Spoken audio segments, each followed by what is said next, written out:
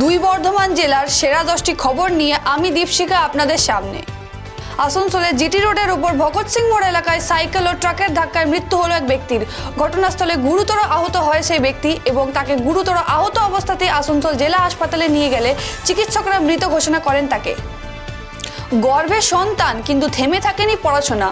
গর্ভবতী অবস্থায় কালনার মন্তেশ্বর মধ্যগ্রাম প্রেময়ী উচ্চ বিদ্যালয়ের কলা বিভাগের ছাত্রী নিয়মিত ক্লাস করে প্রস্তুতি নিচ্ছিল উচ্চ মাধ্যমিকের। এবার 1 মাসের শিশুকে তার বাবার কোলে রেখে উচ্চ মাধ্যমিক পরীক্ষা দিলেন তিনি।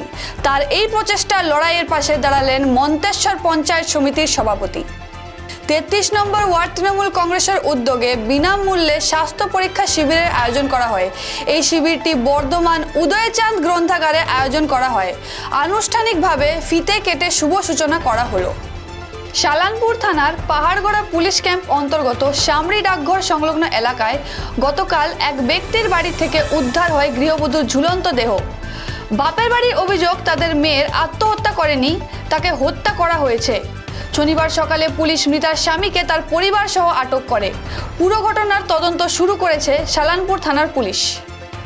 আসানসোলের সাংসদ শত্রুঘ্ন সিনহার স্ত্রী পুনম সিনহা আসানসোলের মিউনিসিপ্যাল কর্পোরেশনের 32 নম্বর ওয়ার্ডের বগড়াচটি থেকে শ্মশানকালী মন্দির পর্যন্ত একটি রাস্তা নির্মাণের উদ্বোধন করেন। পুনম সিনহা জানান, এমপি তহবিল থেকে সেই সড়কটি নির্মাণ করা হবে। এই সড়কটি নির্মাণ হলে এখানকার মানুষের অনেক সুবিধা হবে। জব কার্ড হোল্ডারদের তালিকাভুক্ত করেন। রাজ্যের প্রক্রিয়া আজ 7ম দিনে পড়ল। আগামীকাল রবিবার এই ক্যাম্প শেষ হবে। পূর্ব বর্ধমান জেলার অন্তর্গত সগড়াই অঞ্চলের প্রায় 5000 জন জব কার্ড হোল্ডার 100 দিনের কাজের টাকা পান। লজ্জার ছবি শহরে স্কুল গেটে মাতাল শিক্ষকের গড়াগড়ি।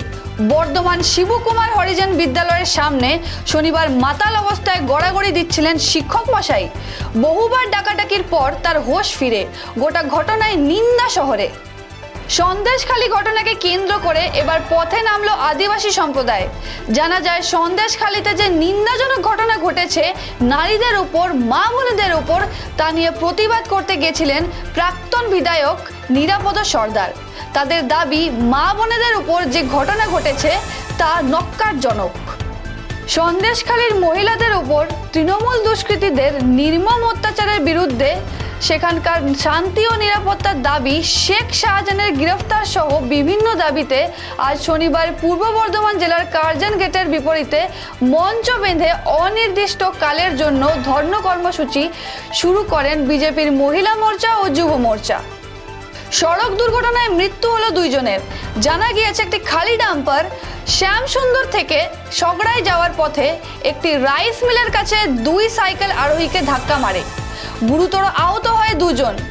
রায়না থানার পুলিশ 2 জনকে উদ্ধার করে বর্ধমান মেডিকেল কলেজ হাসপাতালে নিয়ে গেলে চিকিৎসকরা তাদের মৃত বলে ঘোষণা করে।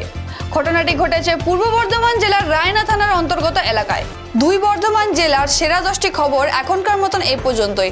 পরবর্তী খবরের জন্য চোখ রাখুন খবর বাংলা স্ক্রিনে। খবর বাংলা, খবরের খবরদারি।